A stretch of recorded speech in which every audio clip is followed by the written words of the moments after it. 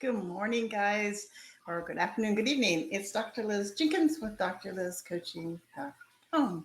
I wanted to just pop in for a few minutes and spend a little time really talking about how much the little stuff can make or break your day or event. And for me, especially timely, because in my neck of the woods, many people are preparing for a long weekend to go celebrate, relax, and pretty much travel for the first time in a while. And, summer's coming up, and I just thought, it's time for me to remind you of something that is completely under your control. And it's how much we let the little stuff get under our skin, bug us, irritate us, whether it's our partner, our spouse, or it's the events in something we planned that didn't go the way that we wanted.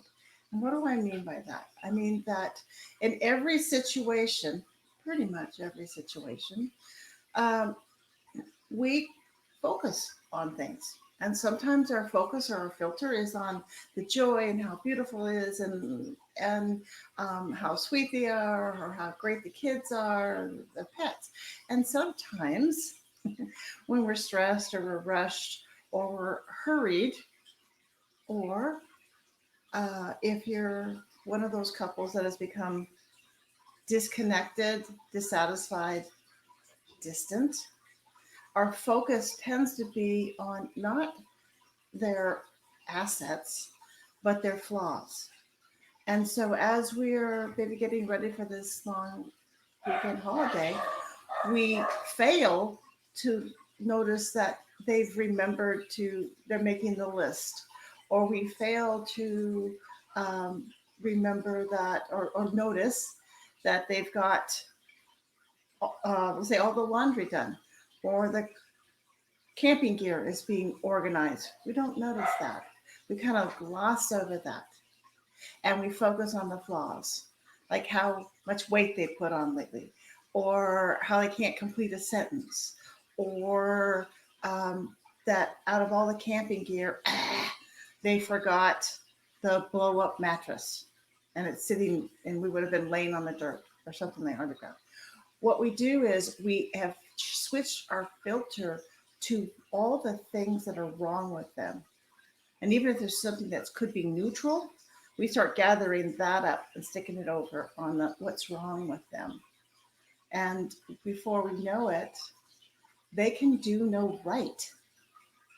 Or if it's flipped around on us, we can do no right, no matter how hard we run around trying to remember everything or get all the details checked off, and the animals' food, and the pet sitters, and the, you know, kids have toys, and we have supplies and food, whatever it might be, no matter how hard we try or how hard they try, they can do no right.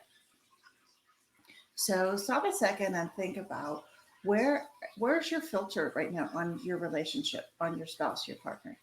When you see them, when they walk into the room, do you feel good?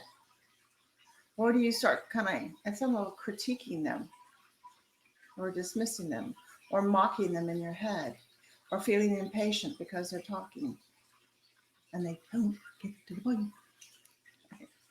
Those are pretty good clues of that your filter, your focus has shifted over to the things, to the negative side, or the disappointed, dissatisfied, disconnected.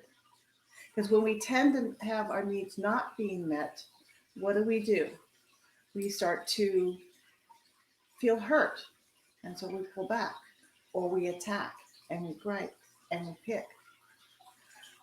When we feel like they're not showing up, or they have changed in a way that's not really exciting, what do? We start going back, and we cross compare to where they used to be. Or if it's even we're looking at more of like the affair gap is really, affair gap, divorce gap is starting to occur. We start comparing them with people in our world, that nice person that we work with, the person at the market, somebody that we saw at the gym, the neighbor down the street. We start comparing them. And I can tell you that the comparison is where they are low on the list and that other person is high on the list.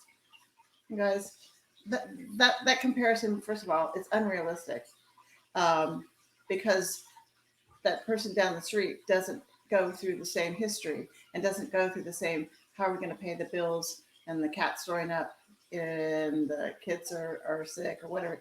They don't go through the same stressors that you two live with. So no, but that's but that comparison is a huge red flag, warning flag that you guys are in serious, or at least your focus is in serious need of attention. And it's very easy to fix if you're aware of it. Because when we're doing that, then we're realizing, my focus is off. That camera needs to be polished up because it's only searching for what's wrong. And if we stop for a few moments, get real, if this holiday weekend you have, or weekend you have some time, sit with yourself for a few minutes and think about when they come in the room, okay? When you think about them, what comes up in your mind? What are your thoughts? How do you act towards them? Do you greet them? Do you smile? Do you reach out to them? Or do you simply let them pass by? Or do you bristle and stiffen? That's your focus, right? That nonverbal stuff. And you can easily switch it if you decide to. I'm really hoping you do. Really hoping you do, because there's so much love and attention that even with couples that have started to disconnect and be dissatisfied, there is so much to be able to do to bring both of you together to have the relationship that you want, to have it even better than you perhaps you ever thought possible. So today, tomorrow, and hopefully every single day of the rest of your life, choose what you focus on. Be mindful. Okay? When you have an option to see that they dropped the egg on the floor while they were prepping breakfast for everyone, what are you going to focus on? The lost egg, or the gesture, the kindness, the thoughtfulness, the loving, the caring, the helping of creating breakfast for everyone? And I hope you focus on the positive. You have one life, and I want you to enjoy that. And this skill, this power, this super couple power, guess what? It transfers over to the rest of your world. It transfers over to how we focus on our kids, family, friends, co-workers, our jobs, our life. So have a wonderful rest of your day. I'd love to hear how you have, for those of you that were already connected and focusing on the positive of your spouse, the positive of the moment. Great, awesome. Drop those comments in there.